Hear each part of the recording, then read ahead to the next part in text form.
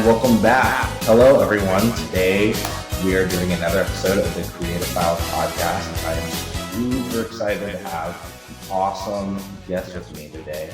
Is it Shami Stovall, right?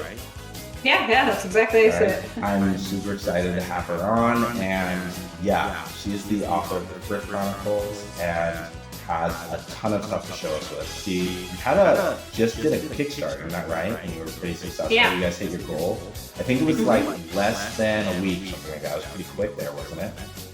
That was less than 7 hours. Oh my gosh. It came out, yesterday, and it already hit its funding. Oh wow. Now we're on to stretch goals, so. That's fantastic. So you can talk to us about that. And I'm just super excited to have you on today. So I guess for those who don't know you, Shami, who are you and why should I listen to you?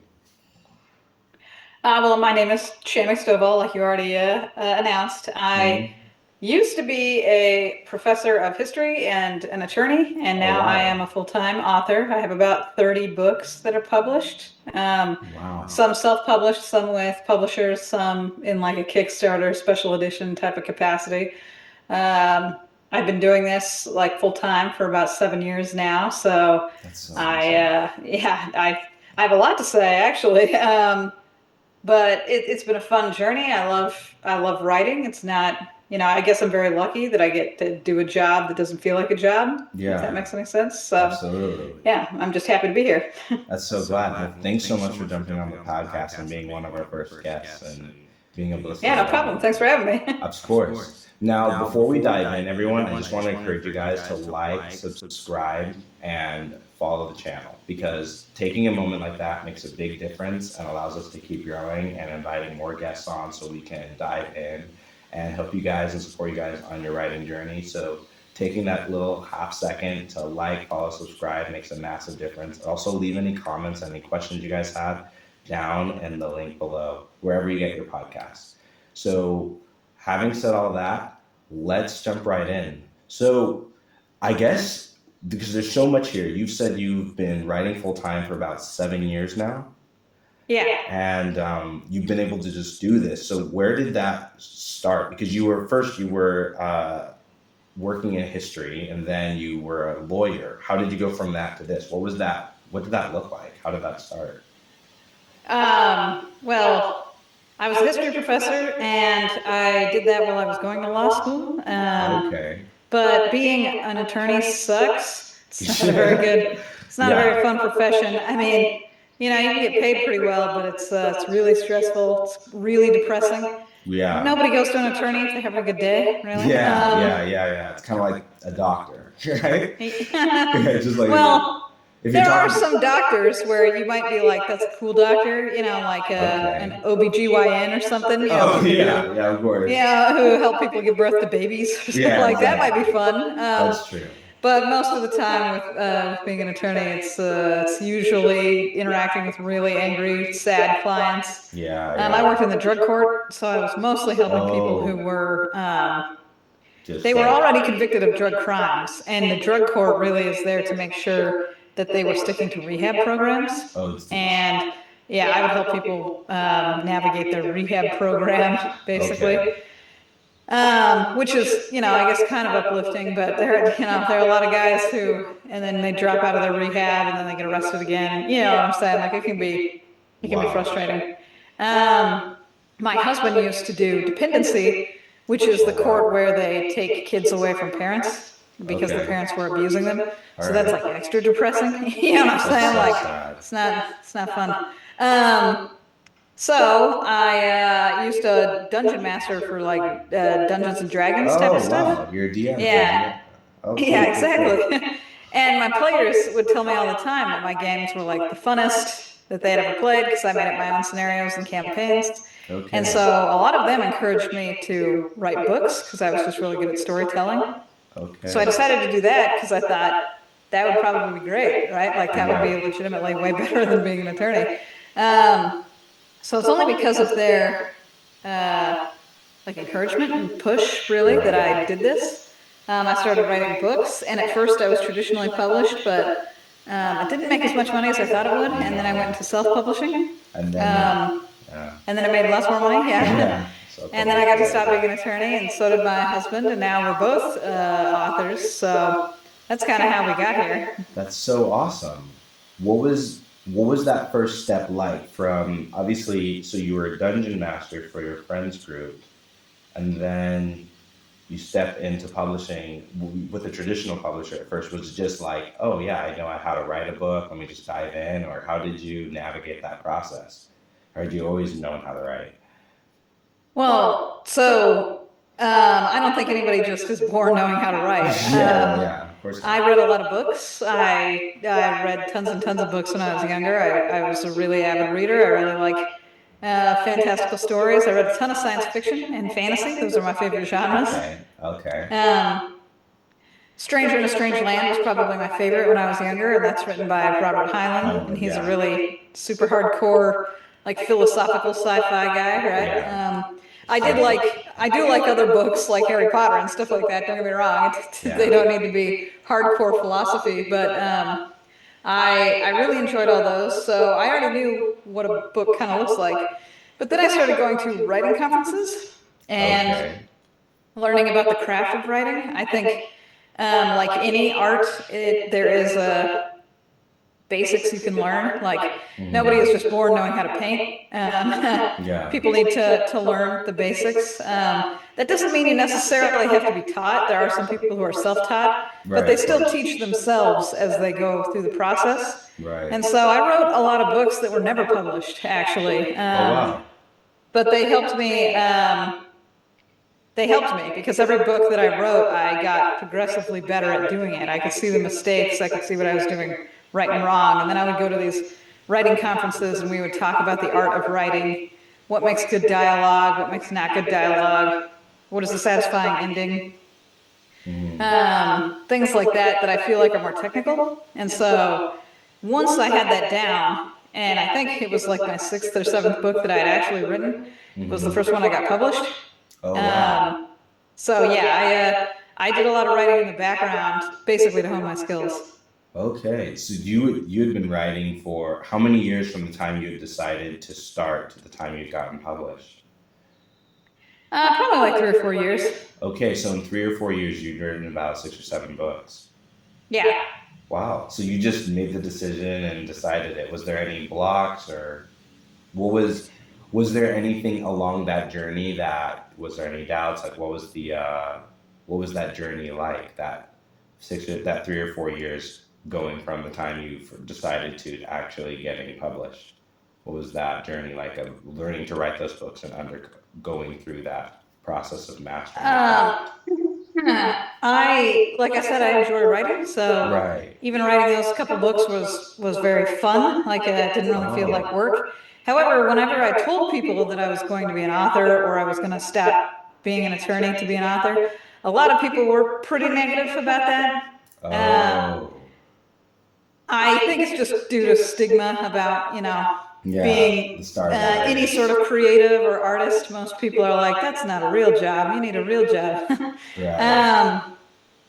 Even though, artists are real people who make lots of money. Right? Not everybody. I mean, there is the cliche of a starving artist, but there are plenty of authors who make tons and tons of money. There's plenty of painters that make tons and tons of money. It's really about your dedication and your adherence to the craft and wanting to move forward. Despite the fact that a lot of people told me this was a bad idea because they didn't think I could succeed, it would be too difficult, et cetera, et cetera. My husband actually was the one who was the most supportive. He always believed in me. I mean, constantly was just like, don't listen to these people. They don't know what they're talking about. And it's a good thing that I listened to them because they were all wrong, right? Yeah, of course. Look at it. Yeah. That's so cool. So yeah, I just persevered. A lot of the times people will be negative, and I assume they mean well. Like they would just be like, why would you drop a career of being an attorney for something that's as weird and fluctuating as being an author? You should stick to something, why did you do all that schooling? Yeah, exactly. That kind of thing. So I understand where they were coming from, but it was kind of a downer. Up until I was successful, most people were like, you should just stop this, that kind of thing. But then after I was successful, people were like, Oh yeah, we always knew he was so talented. And I'm like, oh, okay, sure. I see. Yeah, so it's just, it was an okay journey. It was not like super difficult or something, but That's it was good to hear. definitely filled with some naysayers. Oh, I feel ya. That's really cool. So compared to that, how would you say that compared to say law school? You mean becoming a writer? Yeah, Compared to becoming law a writer school? versus the 3 or 4 years learning to write a book, teaching yourself, going to writers conference versus law school. I mean, obviously they're just wildly different because law school is extremely structured, and learning to be an author is self-motivating. You have to put in the work. No one's going to sit around and tell you what to do. Right. Whereas law school, you have to pay to go to classes, and the classes have a scheduled time, Yeah. and you got to show up. You know what I'm saying? Like, Yeah. I don't know. I did law school just fine. I feel like um, I'm going to say this, and some people are going to be angry, but law school was easy, like in the sense that as long as you did the work and you understood what was going on, it's not like law school has like homework or something like that. What happens is you go to class and you read a bunch of case law, and then you talk about the case law, and then at the very end of the class you have a test, and if you pass the test, you pass the class. Right. That's it. Like there's, you don't write essays, you don't do group projects, you know what I'm saying? It's a professional school, so you learn about the law. A lot of law school is comparative analysis. A lot of people seem to have a misconception that law school is about learning the laws, but you don't really do that. You read a bunch of cases, Man, this one guy was working with some barrels, and one of the barrels flew out of his warehouse and hit some guy in the head on the sidewalk. What's the legal remedies for the guy who was hit in the head on the sidewalk? You know what I'm saying? Like things like that. And you laugh, but this barrel case was actually the first case where the person who was working with the barrels, his actual defense was the guy on the sidewalk never saw me. He didn't see me mess up the barrels. How does he know it was me? It's not my fault he was hit with a barrel. And so then we discussed it in class about how the judges came to the conclusion that obviously barrels aren't supposed to be flying out of warehouses willy-nilly. So the thing proves itself, if that makes any sense. Something went wrong, because if it was going correctly, barrels aren't going to hit you on the head on the sidewalk. Therefore, somebody's going to be held liable, right? But that's like, fine. It's not like it's super exciting, but writing, and writing something that somebody wants to read is a pretty difficult skill to master. So I feel like in comparison, law school was easier than learning how to write. Really? Yeah. That makes a lot of sense. It makes a lot of sense though, because the baseline thinking is, it sounds like a lot of law school was studying and understand precedents, right? And sort of how do we codify common sense in a way that enables us to sort of direct people and come to an understanding. I mean, that's what law is, and a lot of it is just kind of legalese, kind of learning how to argue it and being able to examine something, versus, not to say that law or situations can't be subjective, but the point of law is that it is trying to bring an objective standard to something, versus the subjective standard of writing. It's very much based in the experience of the reader and the writer. And regardless of, I would say writing is more loosey-goosey, right? Whereas law does attempt to make it very objective. It really attempts to be fair. That's the thing about the U.S. legal system, is that it attempts to be as fair as possible to the people. And so it's a little easier because it's a lot more structured. Everybody goes through torts, everybody goes through criminal law, everybody goes through family law, like those types of classes. But writing, everybody has a style of their own writing. So Stephen King writes differently than J.K. Rowling, right? If you picked up the books and read one or the other, you can immediately tell that they are completely different writers, because they have a different voice, they've got a different vernacular that they use sometimes. And so, like I said, it is more loosey-goosey. You have to have your own style. You have to have something that's compelling, but at the same time, you have to give the audience what they want. If they buy your book and you say it's a YA adventure fantasy, it better be a YA adventure fantasy, because if you give them a horror novel secretly, if it turns into a horror novel halfway through, they're going to be angry, right? They're going to give you a 1-star because they're like, man, I read this because I was hoping it would be another Harry Potter, but then the character gets murdered halfway through and I'm angry. You know what I'm saying? So yeah. You have to simultaneously be aware of the rules, but then also make them your own. Like that's the heart of having style. So, like I said, I think learning to be a writer was more complicated than learning to be an attorney. Okay. Well, do you feel there's anything that you were able to bring over into your writing? And can you think of any examples? Like sort of like where, because I understood this. Comparative analysis. In law school, the real heart of what we would talk about is that you would look at the precedent, right? Like here's the old case about what's going on, and then we would have to talk about a new set of facts and be like, how can we apply this old case to this new set of facts that don't necessarily combine with the old law? And for example, there was a case way back in the day, this is when we first started putting warnings on items that you can buy, right? Okay. And so there'd be the case back in the day is if the object is dangerous, you have to put a warning on the product, right? You got to be like, warning, it's got a sharp blade or something like that. But and so this guy buys a buzzsaw like later in the future. Oh God. And it has a warning on it. It says things like, hey, the buzzsaw is dangerous, it's sharp, it's all this other kind of stuff. And the guy takes the buzzsaw out, and he's a carpenter. He's been working with saws his whole life. And what he ends up doing is he takes apart the buzzsaw and he removes the safety guard that's across half of the blade. And then he puts it back together without the safety guard. And then he starts buzzsawing stuff. And because the safety guard is removed, apparently the safety guard was also holding the blade in place. So the blade actually shoots out and then slices this guy in the thigh. Golly. Yeah, and so he sues the company because he says that the company didn't properly warn him about what was going on. Like the product says that it's sharp and dangerous, right? But it didn't say that the safety guard was holding the blade in place. So now he's suing the company for his injury. Wow. And so how do you reconcile this? How are we going to charge this? Are we going to hold the company liable? They did give him a warning. They warned him that it was sharp and dangerous, right? So the comparative analysis is interesting because what I really like, or what I've used this skill for, is reading books and then reading what makes a book successful. So I have concluded a couple things after I've read a bunch of books.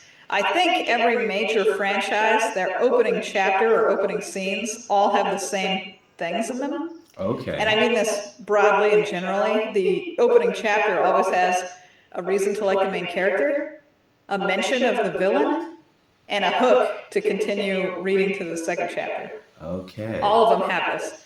I read Game of Thrones. It has all three of these things. I read Harry Potter. It's got all three of these things. I read Way of Kings. It's got all three of these things. We read Fourth Wing. It's got all three of these things. I start seeing the patterns because I've been trained to comparatively, compare and contrast everything. And I think that is a law school skill that I learned in law school as opposed to something that I just had naturally. So wow. So just being able to understand and see what is driving the success of these and kind of seeing the correlations. Yeah. Okay. And then I do want to jump more into case studies. But before that, let me just announce our next little ad here. As we do a quick breakaway and we jump into Shami telling us more about our own personal writing. I just want anyone to know that if you need personalized support on your journey, Pro-Lit-Fic, the sponsor of this video, is opening up their 3-month case study for career coaching and opportunities specifically with authors. Apply down on the link below, and you guys will get a heavy discount for the next 3 months before we open up our program starting at the beginning of January. Hope all is well on your journey. Save money and save time as you take your next step into being the author of your dreams. And we'd love to work with you. So, Shami, having said all that, kind of smoothing back in, tell us about your writing journey. And so, those first 7 books you said weren't written, or the first 6? Yeah, they weren't published. I wrote them, but they weren't published. You wrote them, but they weren't published. Yeah. So then tell us about everything you published there and out, and like what are some of the things that work best, and tell us about your first few stories and what you enjoyed about them. You mean the first few that weren't published, or the first few that were? You published all of it. The ones that were published, the ones that weren't. I'm just interested in what you want to share. The first few books that I wrote are really lengthy, epic fantasies. Okay. Similar to like Game of Thrones, where they're like huge chunk books with multiple points of view and all sorts of things. I think that those books are good, like I like them conceptually, but because they were my first written books, they're not as well written as they should be, let's just put it that way. Right. And they start a little too slow. There's 5 chapters of introduction, and books really shouldn't have 5 chapters of introduction. They should have 1 chapter, possibly even like half a chapter at most, worth of introductory elements. That's just the nature of publishing right now, is to get people invested in the book much faster. Whereas books that were published like 40, 50 years ago could take their time. So I like my previous books. I just think that they are not as awesome as they should be to be published. Okay. They were really long, and I did get a good feel of structure for how to structure a book by completing one. Right. So, I'll always appreciate them for that. The first book I ever got published was more of a, and this is going to sound silly, it was more of a romance. It was a thriller with a romance element. I wrote it as like a joke for one of my friends. She wanted to be encouraged to write. Okay. And I told her that her and I would write a chapter every day, and we would exchange them in emails. Until we both had a completed book. But I was the only one that ever completed any chapters. I constantly kept sending her chapters, and she was like, these are great, you should send me more, but she never ended up sending me any chapters. So a lot of the book is just stuff that she really liked. Like this, it's like a thriller and some romance because she really liked romance. She really likes thrillers. Right. One of the characters is Korean because she really likes Korean culture and like K-pop type stuff. Yeah. So one of the characters is, knows about that. Just again, like almost like I said, almost like a joke. But I completed the whole novel, and I thought it was pretty well written. And that's how I got an agent, and that's how I sold it to a publisher and all this other kind of stuff. It definitely isn't one of my like biggest passion projects ever, but again, it's like, it's funny how it came to be. Do you feel after that? Well, I was going to ask, what kind of influence do you feel like having your friend in that process helped? Do you feel like encouragement? It's just really encouragement. A lot of the times when you're an author, it's really lonely. You have to just do it by yourself. Like I said, there's not a boss. Most people aren't interested in just reading random chapters to help you get better, if that makes any sense. To be encouraged to continue doing it is really important. So her constantly emailing me back and being like, oh, I really love this, just keep going, was definitely like an encouragement factor. So it was easier to do it. I love that. I think that's a big factor I've noticed in a lot of people's journeys when they start writing. They oftentimes, I think there's a lot of validation or a sense of ego they're trying to accomplish in writing the story, which is natural, I suppose. But sometimes I think in the process of that, they lose the idea of readers along the way. And it sounds like even in your process, like I found when I was making my first book, something that really helped was having someone who was, that was the difference from my first book to my second book. I think one of the things that really sped up my process as well was just having someone to bounce it off of as well. And I've just seen that sort of collaborative spirit, even in writing a solitary book, it can make the difference, right? So yeah, that was like a really big, I think that's a really big point. What would you say is the biggest, who has been the, I guess your husband has been the biggest proponent and supporter of you along your journey, right? Definitely. What's that been like? Because now you said even he's an author as well, right? So was there, Yeah. did you guys meet sort of on that basis or?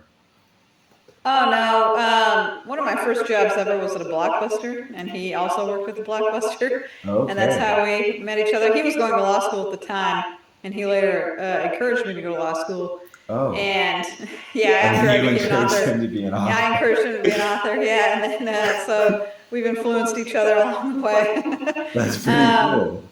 Yeah, he's also a dungeon master, and he was dungeon mastering long before I was. So he actually taught me to be a dungeon master. So again, this like, and then we just influenced each other's lives thing goes back and forth quite a few times. That's intense. Yeah, so I am super lucky to have met him at the Blockbuster, and I feel like our lives are completely different because of it. Not that I want to, talk about kismet or destiny or something like that, but I feel like our lives probably would have been way different had I not gone into that Blockbuster. You know what I'm saying? Like, but he's been very, very supportive. I attribute all my success to him. He says that I probably would have been an author and successful without him, but I don't know. You know what I'm saying? I don't know if I would have. But yeah, he was my first reader. My first beta reader, quote unquote. He would read everything that I wrote. Right. He would give me feedback. He's also read a ton. He came from a family where his father had his own personal library. Oh wow! Like he, had a den, and he had like hundreds and hundreds of books. So John actually grew up reading lots and lots of sci-fi and fantasy. That's awesome. So when he would give me feedback, it was pretty helpful because, like me, he knew the comparative analysis from law school, and he could talk a lot about what was compelling, what wasn't compelling. So. Yeah, I would attribute a lot of my success to him. You guys really shaped each other, like really just from the time you guys got. That's wow. You don't hear that very often. You often hear sort of this idea of maybe some people bumping in and out or like kind of doing it themselves, but the idea that you guys really coming into each other's lives and like shaping career decisions and like building a life together. Wow, that's pretty exceptional. I'm very lucky. Yeah. What would you say is the character like? I guess what characteristically do you see in yourself using this character analysis? This is actually really fascinating because, so one thing I've noticed on my journey of helping people, because a lot of times is a lot of people will say they feel that they have to do it themselves. And I've seen again and again, it's those who are actually interdependent. So I've come to see like interdependent sort of systems. So like people who are married, people with like very supportive families, they almost always do better. Right? Like the idea of independently going it alone, being a lone wolf, I've just seen like statistically that fails, even though a lot of people put that off. And I think that's often romanticized. I've just seen that doesn't necessarily work. So it's very interesting to hear about your story. Was there, because you guys had a really similar history and things like that. Is there anything you see in terms of his character and your character that you think would like create that bond, or does it just feel like luck? Well, I guess I tell them all the time that we're soulmates, right? Because we're very, very similar in a lot of ways. Right. I don't think that we came from similar places because he grew up in a house with a stable mom and dad, and his dad was an attorney, and then he became an attorney, and it was very loving. And he often tells me that his childhood was a sea of happiness. Right. But I grew up. My father killed himself in a drunk driving accident, and my mom is like a wino, for lack of a nicer term. She got so many DUIs, her license was permanently revoked. Wow. My brother went to prison 3 times. He's in prison currently, all for meth charges because he's a pretty heavy drug addict. Right. Nobody in my family ever really even got like a GED, like they never completed high school. Wow. I think my brother got his GED in prison, now that I think about it, but that was obviously later when he was in prison. So our back history couldn't be more different. The opposite, right? Like he was a boy with a loving family, and he went on to follow in his father's footsteps, and I was a girl in a really broken family, and At one point, I lived in a car for a while because we didn't have a house, like that kind of thing. I read all of my books at like a public library or like the school library, and he read a lot of his books just straight from his father. But I have always admired people who are, I guess, honorable, good, hardworking, like pull yourself up from your bootstraps type of individual who they shoot for the moon, but even if they miss, they at least landed in the stars. You know what I'm saying? Yeah. And that's what I did to get out of my family situation. Like I decided not to drink. I don't do drugs. I went to school. I got a degree. I got out of that bad family life as soon as possible. I don't associate with my family really that much, like that kind of thing. Yeah, it doesn't sound like they're a very strong, good influence on you. Yeah. Wow. And so I admire people like that. And John has a really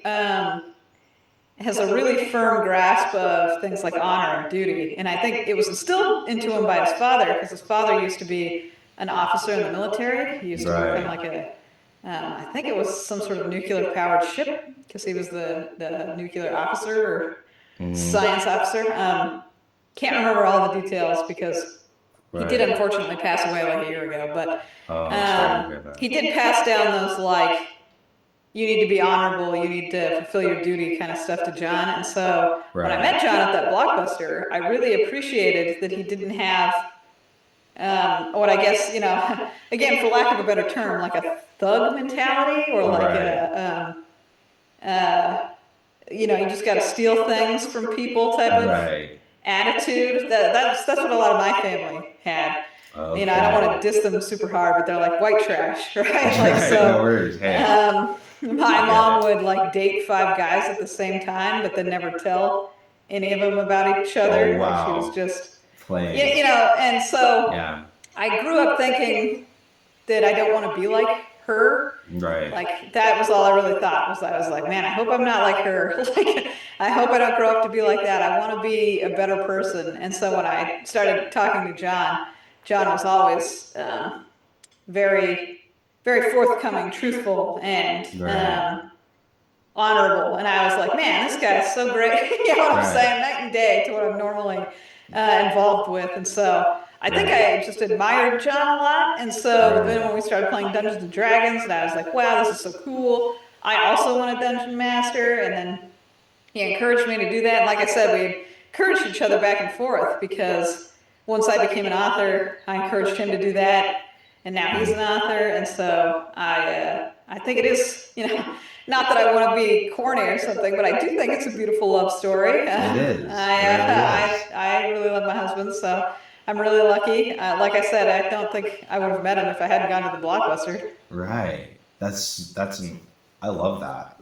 That's actually one of the most encouraging things, just that story in and of itself, because I think we today there's so much discouragement, I think, especially around the dating scene and just like the general environment of sort of faith in humanity and romance and love is kind of rough. But wow, I think that's really incredible. That's actually one of the most positive things I've heard in a super long time. I didn't know you had a marriage like that. That's awesome. Yeah, I think I'm really lucky. I have seen people online who say things like, you could be in a relationship, but don't ever like trust your partner. Which is wild. Always have separate bank accounts. You might have to leave at any second because reasons. You know what I'm saying? And I guess I'm a little sad when I read stuff like that, because I do trust John so much. You know what I'm saying? Like, I have such a strong relationship with him. I don't know if I would ever want a relationship where I constantly felt like I would need to ditch it at any second. Does that make any sense? So yeah, I guess I'm lucky that I'm not dating currently. I do see that it looks like a battlefield. I've seen some jokes too where people were like, have you ever felt when you're in a nice relationship that you caught the last helicopter out of Nam? When you look at the dating landscape currently, and I'm like, yeah, a little bit actually. Yeah, it's pretty rough out there. Yeah. I'm fascinated. How did you learn to model that and like follow, because it sounds like he came from an environment where having a stable relationship, having a loving environment, but that wasn't your environment at all. So how did you adapt to that? What was that like? Because I mean, the mutual encouragement, all that's not the paradigm you grew up with. So what was that like? Well, so I think it's twofold. Okay. One, I guess I have to thank books at some level, and things like video games and other types of positive media. Yeah. I would read a lot of books where heroes who were just and awesome and amazing would succeed in the end. You know what I'm saying? Right. And the crazy drunkard lunatics would all lose because they're, drunk and high and all this other kind of stuff. So I always thought that was great. I would watch TV shows like anime or stuff like that would talk about how working really hard to achieve your dream is how you would totally achieve your dream. So I got a lot of thoughts like that. But in reality, what happened is that I was really, really quiet throughout most of my childhood, because when you come from an environment where you have like a really drunk mom and like angry boyfriends and people who are on drugs all the time, you really don't want to get their attention. And if that makes any sense, they are very angry. They fly off the handle at anything. My mom would come home like drunk in the middle of the night and then bust into my room and start screaming at me to like do the dishes, because she's like drunk, right? Like she would come home, she would see there were some dishes in the sink, and then she would wake me up at 3, 4 in the morning and be like, "Shami, you got to do the dishes." Didn't matter that I have to go to school in like a couple hours. It doesn't matter that I'm like 10 years old, something like that. It's like, no, you gotta get up and you gotta go do those dishes, and you're like, okay. A lot of stuff like that where, so I would just try and blend in and not say anything. I also have a lot of memories in which, again, I came from a rough home life, so when I say some of these things, know that right now I'm totally fine, and you don't need to feel bad. But my mom would say things like, "Oh, which one of these toys is your favorite toy?"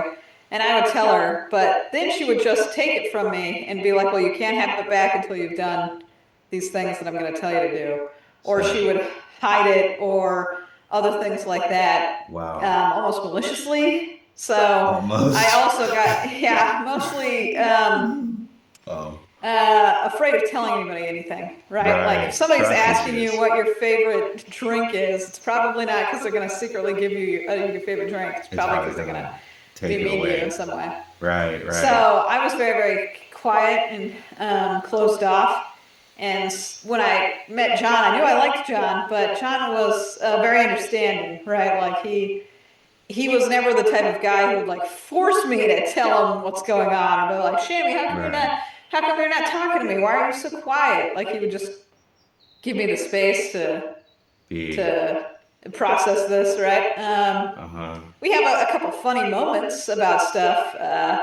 Like the first time we went to a restaurant, he wanted to order an appetizer, and I never ordered appetizers when I was younger. Like we didn't really have money, right? So my mom's like a single mom, and she buys like a ton of wine and cigarettes. She would smoke like a chimney, and cigarettes are not cheap. You know what I'm saying?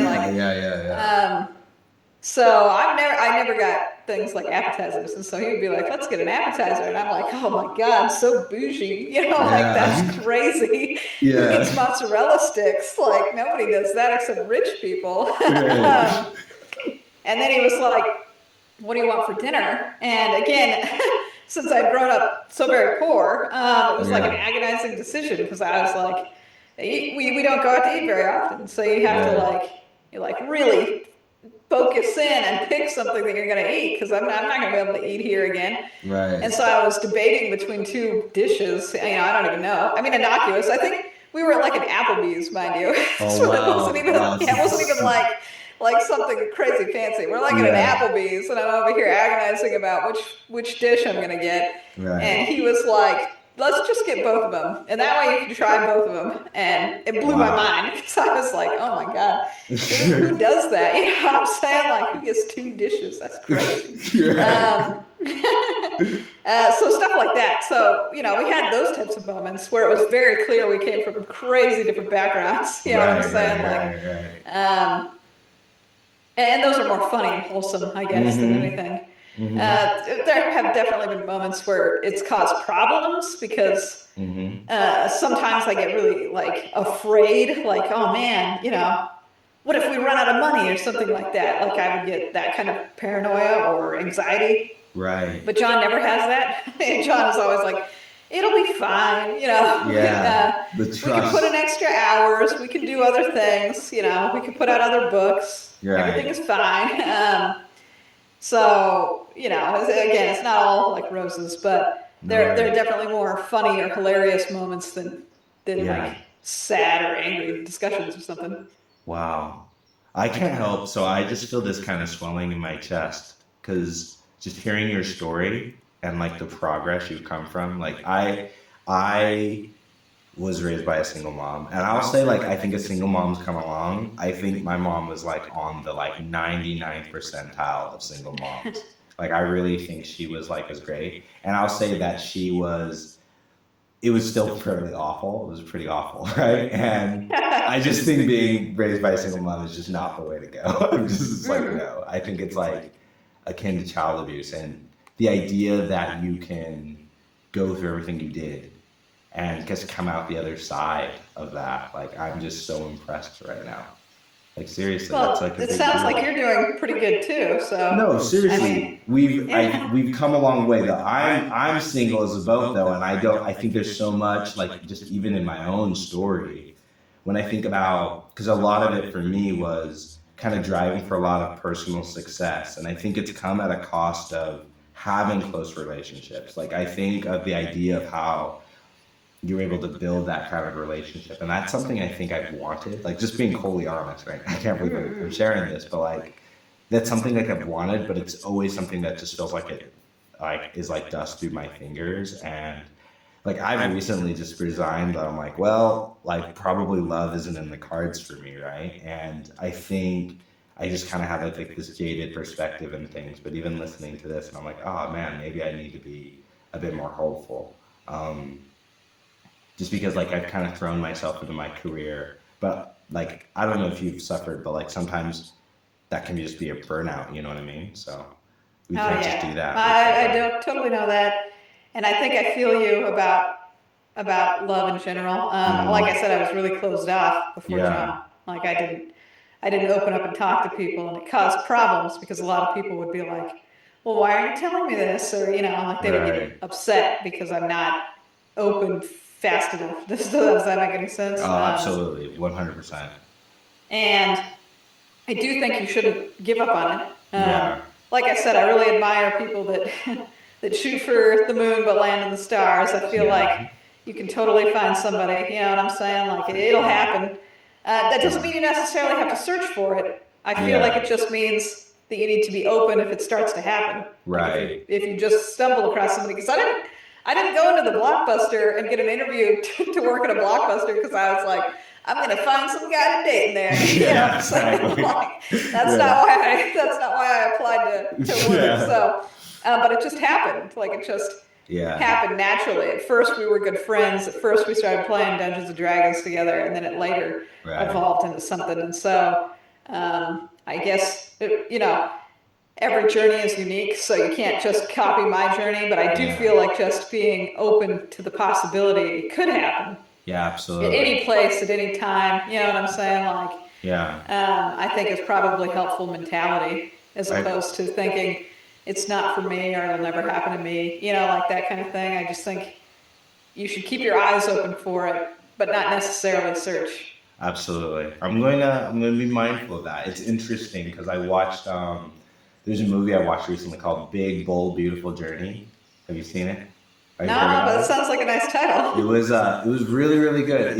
I had no idea, right? It was just on the theater, and I was like, oh, okay, let me just jump in and see this. And it has Colin Farrell and Margot Robbie in it.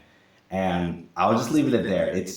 It's a love story at its core, but it was a very different take on it. I hadn't seen a Hollywood movie that did such a good job of laying out a structured story in so long, because most Hollywood stories are just an absolute mess. I don't know how those guys are making like any money. I 100% agree with you. I 100% agree with you. It's funny because if someone like sometimes people are like, man, I don't know if I can be a writer. I'm like, watch a Hollywood movie and recognize someone got paid tens of thousands of dollars to write that. You're gonna get so encouraged. I know, dude. It's like people got paid to write that. You can do it. Trust me. That's a joke that's been going around. It's one of those Star Wars movies where they're where writers will be like, man, maybe I suck at writing, and then they'll show that scene where the guy goes, somehow Palpatine returned. Yeah, and they're like, no, I'm a great writer. Yeah, it's like, yeah, I can make it in Hollywood. Seriously, it's crazy. Like how that's one thing I've learned is learned and seen because it was very weird coming out to Georgia here, right? Because even though like I will say like the phone and social media is definitely spreading the culture of like the 21st century kind of like detached narcissism everywhere. I think it's just like an evolutionary step as human beings. We have to go through what it means to have so much informational, computational power at our fingertips. Because I mean, I'm not sure, what are you like 32, 30? Me? Yeah. I'm actually 39. Really? Oh, damn. Yeah. You look good. All right. There you go, right? Nice. Yeah. There you go, right? So, but yeah, you're like a millennial, right? So we grew up in that generation where before we had phones, when it was like, if I wanted to know something, I had to like think about it or memorize or think or there's all these processes we had to go through just to obtain something. It wasn't just a matter of yanking out our phone, right?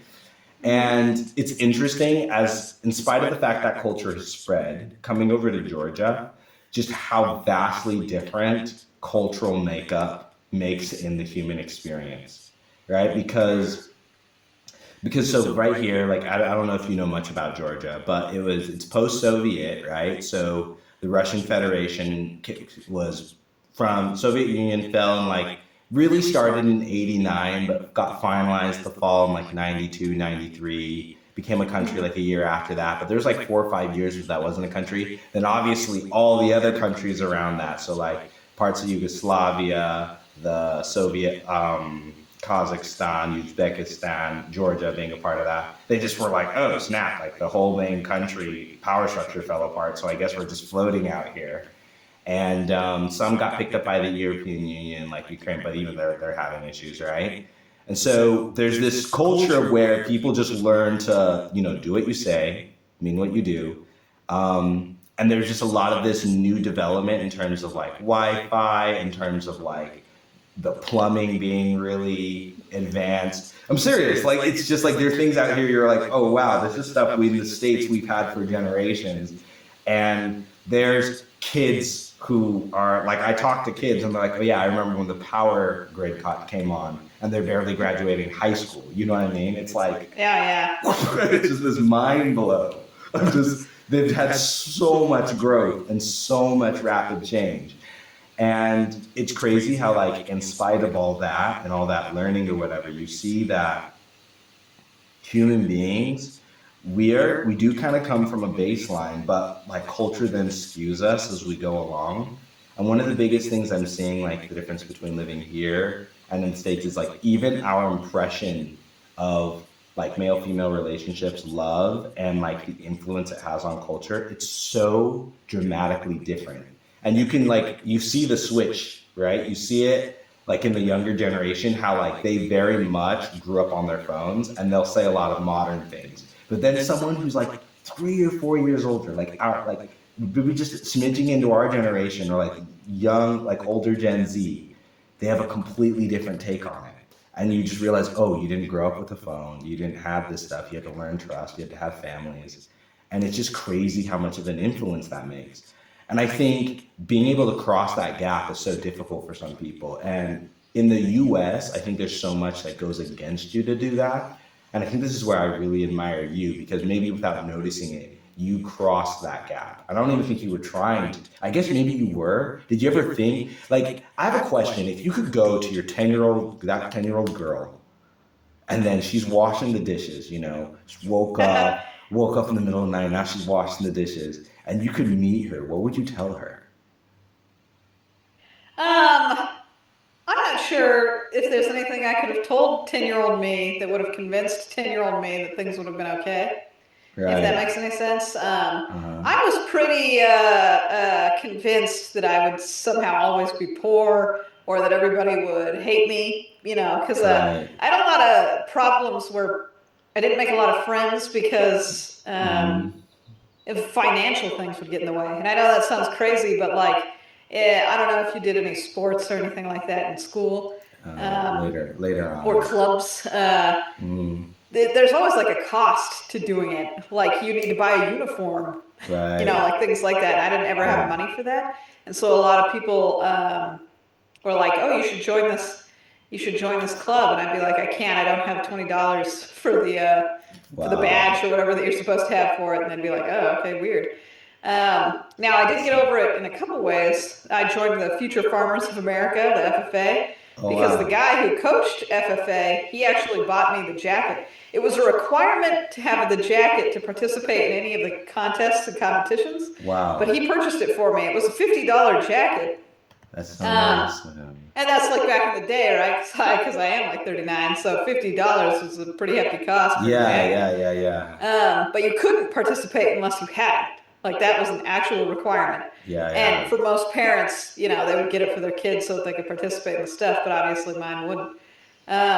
So I got to be in FFA and stuff like that. But so when I was 10, I was pretty thoroughly convinced, I'd be poor, nobody would like me, and I wouldn't get to do any of the fun things that all the other kids got to do. So even a future me showed up and was like, pew pew finger guns, you're gonna be okay. Yeah. I probably would have been like, I don't know about that. You know what I'm saying? Like,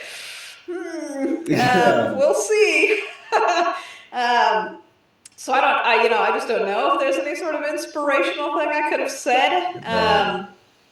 Because eventually what does happen is that I do get out of that. You know what I'm saying? Like I do eventually get out of the situation. So 10-year-old me already had the skills necessary to pull herself out of the bad situation. Right. She just didn't know it. I mean, 10, who wouldn't know that you knew it, right? Yeah. So I guess I would show up and be like, you're going to do fine.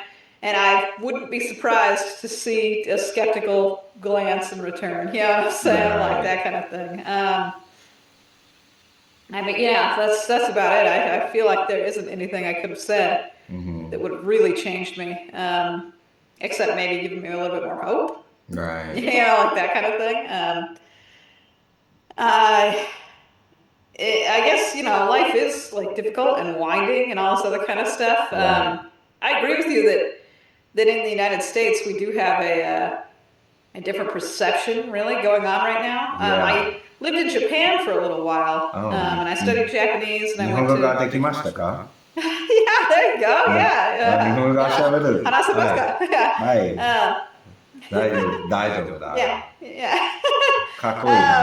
Okay. Yeah, I didn't know. Did you have you gone to Japan? I did. When I was, I've only visited like a couple times, but I studied it actually all through high school.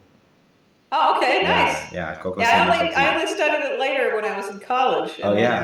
And then went there, and I went there just last year. That's so cool. And in Japan, I do feel like, especially if you start if you stay there for a prolonged period of time. I mean, like you are in Georgia, you'll start to see that the expectations of what they have for life are way different than in the United States. Way different. A lot of the houses and stuff in Japan have like no insulation, and things that I would take for granted. You know what I'm saying? Like every house in the United States has central air and cooling, but that's not the case for Japan. Even though Japan is considered like a first world modern country. Like they didn't even have the turmoil of Georgia. I mean, they've had turmoil after World War II, but the United States stepped in and helped them rebuild. You know what I'm saying? So they got on their feet real fast.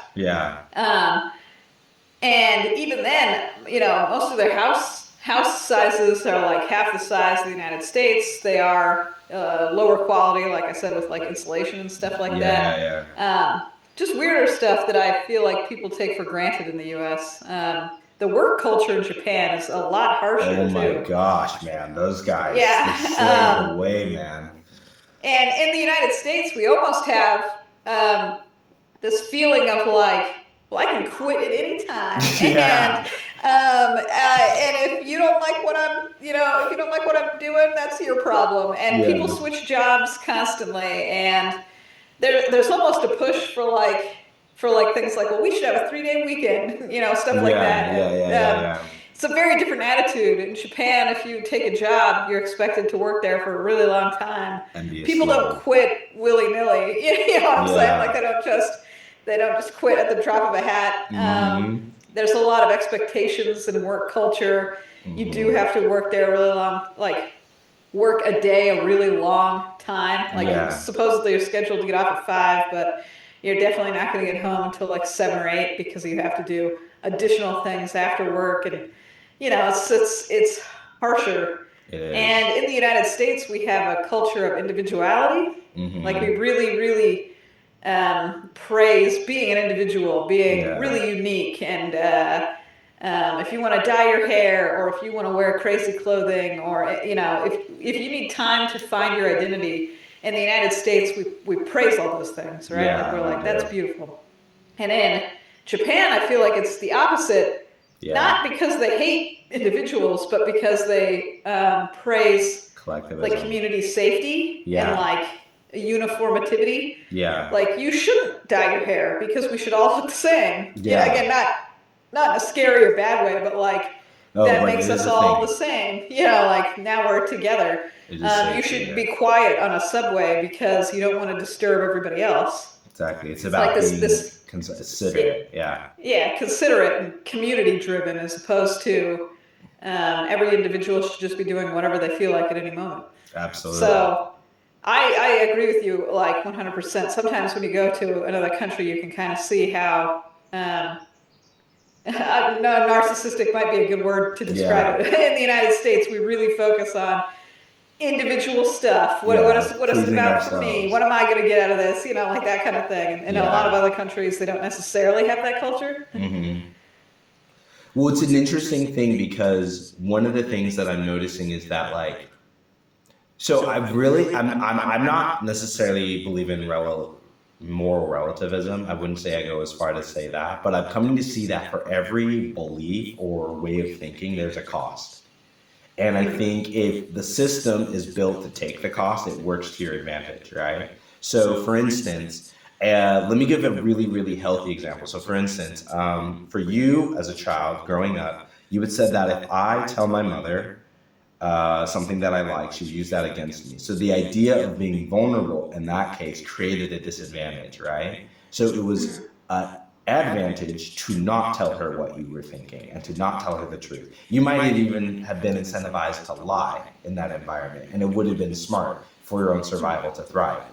However, if you take that same mode of being and you put it in your marriage, well, now you're going to shake your marriage apart. You can't lie and, not being honest, not being vulnerable. It makes that very hard to work, right? So we see that there's a cost for it. But so you have to be able to adapt from one cost or belief or benefit to the next, right? And I think that's just sort of how I see these environments where some people will say, well, that's good, or that's bad, or that's not as good. And it's like, well, no, it just depends on the environment. And I think, weirdly enough, I don't think in the United States we're incentivized to be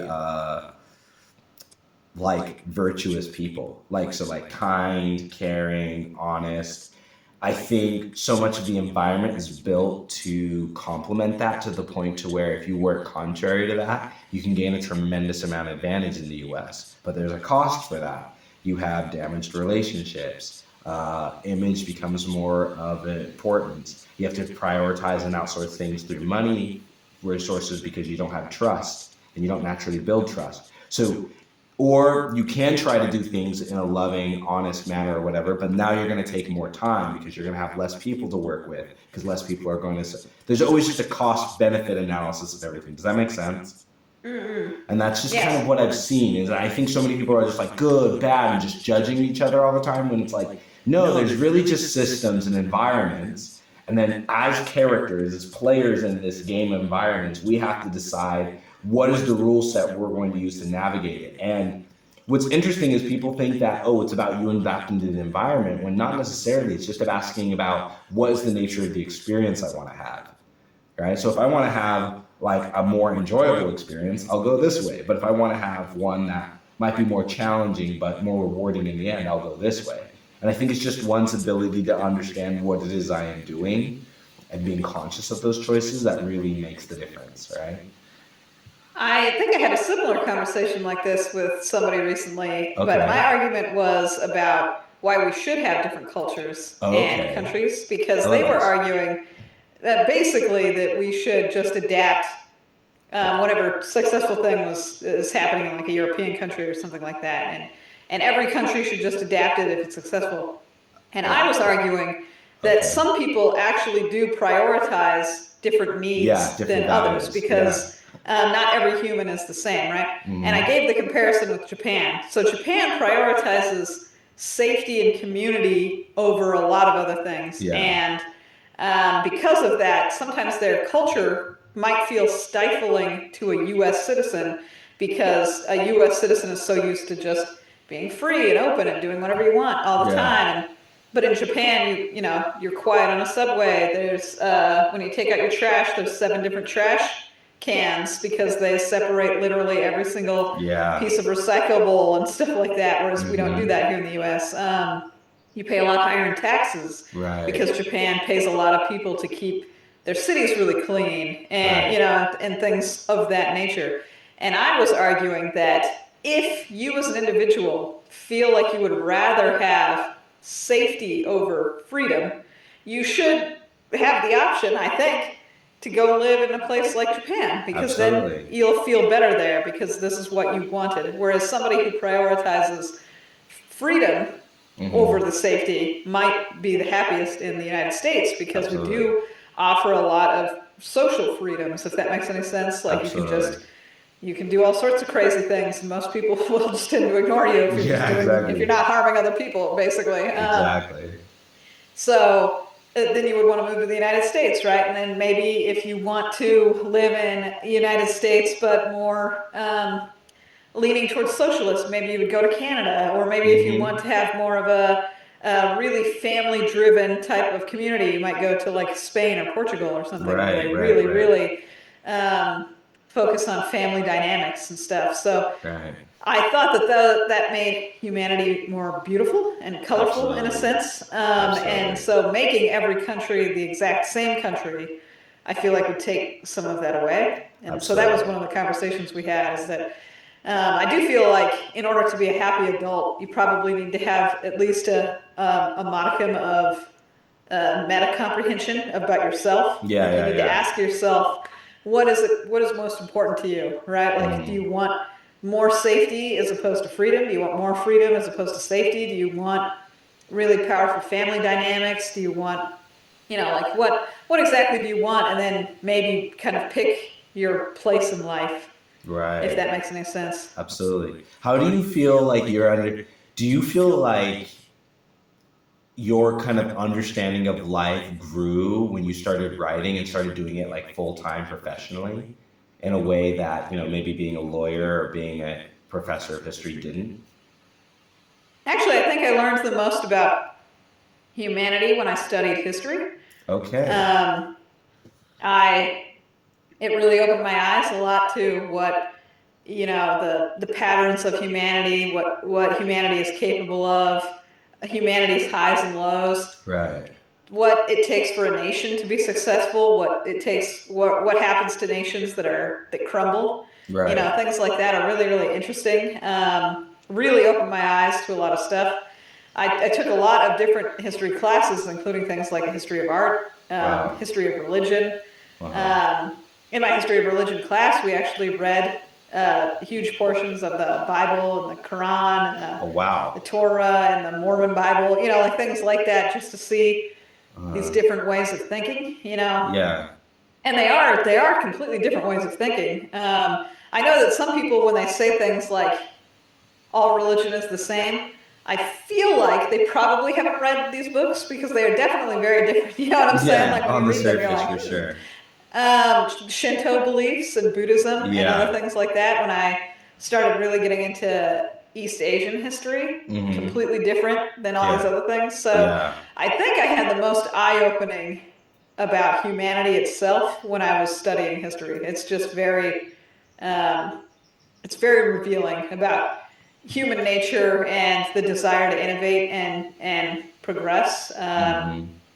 I guess I'm usually inspired by history because I feel like when you look at where we've come from, like humanity, like all of humankind, and where we are now, doing stuff in space. People are now talking about moon bases and colonies on Mars and stuff like that. And I'm like, man, humanity is really talented and crazy beyond belief, and that gives me a lot of hope, I guess, for the future. I really hate looking at like politics and things nowadays. I basically don't do it anymore. I don't interact with it. I don't want to see it because I feel like it's so negative. It's super depressing. And I'm definitely like a Star Trek individual where I want to think of the like really hopeful, amazing future where we're all going to be high-fiving on Mars and stuff like that, and our cool ships. That's my like dream about humanity. I don't know if I'll live long enough to see something like that, but it would be cool if before I died, I got to see some sort of Star Trek future. But yeah, so. So tell me, what are your thoughts on AI then? Well, the direction that's in. I mean, right now AI is very like in its infancy. Like some AIs are much better than others. A lot of AI just seems to be an aggregate program where it just kind of aggregates. It's not actually intelligent. I think it's interesting that we're pushing so hard to get it. I dislike how it's being utilized right now because I feel like right now our AI is just an aggregate and it's irritating.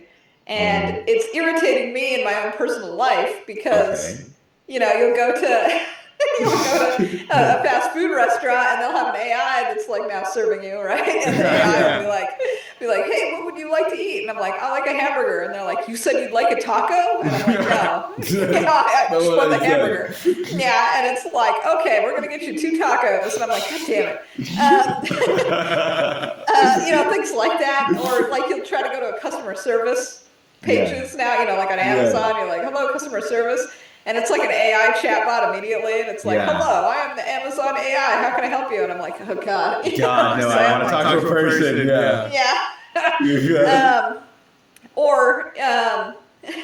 And this is like more personal too, but like on TikTok, I use TikTok to promote my books. But occasionally, like I'll make a little TikTok, and I'll be like, whoa, my book is best described as Harry Potter mixed with Pokemon, and it's a fun adventure with lots of magical creatures. And then TikTok immediately, 2 seconds in, will shut it down and be like, you said the word Pokemon, and that's a forbidden word in the video, so now we're giving you a penalty. And I'm like, and I know it's just an AI program. It's like the AI program has just singled me out because I said the word Pokemon. And I'm like, God damn it. Now I have to go through an entire appeals process because the AI just was tripping balls, basically. You know what I'm saying? My God, So I dislike where AI is right now. I feel like it's just irritating me from in my day-to-day life. But I guess I admire the future outcome. They want to have something that can be put into like robots and other stuff like that so that we can have like a really futuristic thing, but right now it's just frustrating. Right now I'm just like, oh God. But this might just be growing pains, you know what I'm saying? Like maybe we'll get there eventually. But that's my general feeling. I'm not like a crazy engineer or anything. I can't really tell you how they code it. I can't really tell you why it requires so much power in order to function. You know what I'm saying? I just the computation. These are my general feelings. No worries. Do you feel as a writer, do you feel any threat or a sense of like foreboding with it? What do you like? I have seen what the AI can write, and it's not very good. The AI can write a really great turn of phrase. Like if you ask it to write a sentence or two, I've seen it write some great sentences or something. And the AI seems to be really great at like being an editor, like pointing out if there's a spelling error or something like that. But we've already had that forever. We have spell check in Microsoft Word that was basically just an AI that was like, sorry, you misspelled this. You know what I'm saying? So we've already had AI editing services. This doesn't frighten me. If anything, that's really great. I guess I fear in like 10 or 20 years from now, what's really going to happen is you're going to type in a prompt and the AI is going to make you your whole own movie for, out of nothing.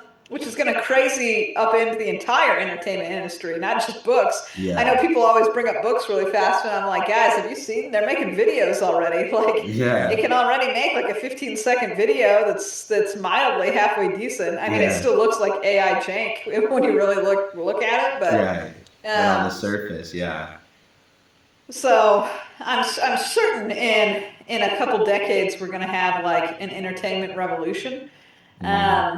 But maybe in those moments, what people will want is someone who is creative. Right. Because a lot of the times, even if you could go to AI and you could make something right now, a lot of people, at least they tell me, they don't know what they would tell it to do. Right. Like they don't know how to write a story, for instance. You know what I'm saying? So maybe people who are creative will still have that creative field because they'll still be needed to be the creative one. Does that make any sense? Absolutely. But I don't know. I think also making a physical product makes it a little different than AI. Like I did this Kickstarter for the special edition, right? That's like a physical book. The AI still can't make things physically. Like it can just churn out like a picture or like a little script or something like that. But it doesn't make. You can't go to the AI and be like, build me a bookshelf. The AI is just like, well, I can give you instructions on how you can build a bookshelf. And you're like, oh, okay, thanks, AI. So I guess I'm waiting for the moment that we have robots that can actually do this stuff, because I feel like that'll be a huge turning point. And I think at some point, if the entertainment gets solid enough, if we get holodecks, you know what I'm saying? Like, oh man, can you imagine that, dude? Man, when holodecks become real, that's gonna change the game. That's when you know it's gonna. Oh, sorry. No, I was gonna say this is the joke I make with everybody. At first, it's going to be used for porn, like but then it's going to be used for other things, and then it'll be cool. But the first iteration of it, you're just going to be like, oh, geez. It's just all these perverts, all the perverts jumping in doing that. They'll troubleshoot all the bugs for us. Absolutely. It can generate all types of stuff. All types. We put it through the ringer. 100%. That's what it's going to be used for. Absolutely. That's funny. That's how they decided. Do you remember where it was Blu-ray versus HDVD? Yeah, it was decided that they're like, which one sold better, and Blu-ray porn sold better, and that's why they picked it.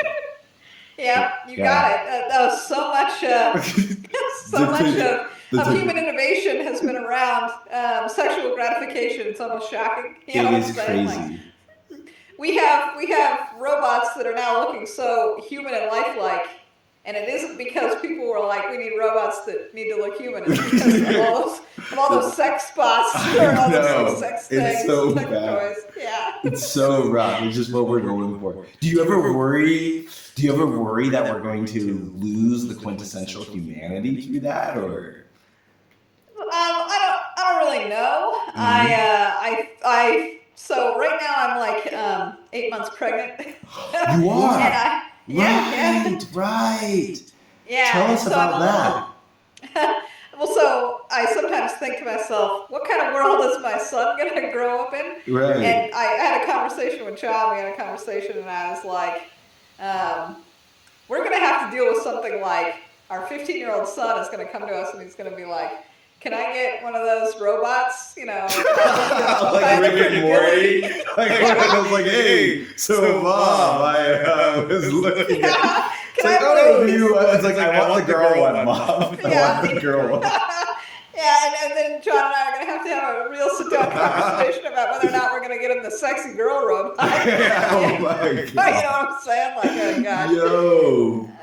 It's going to happen. You know what I'm saying? Like, it's going to happen. That's crazy. It really could, though, when you think about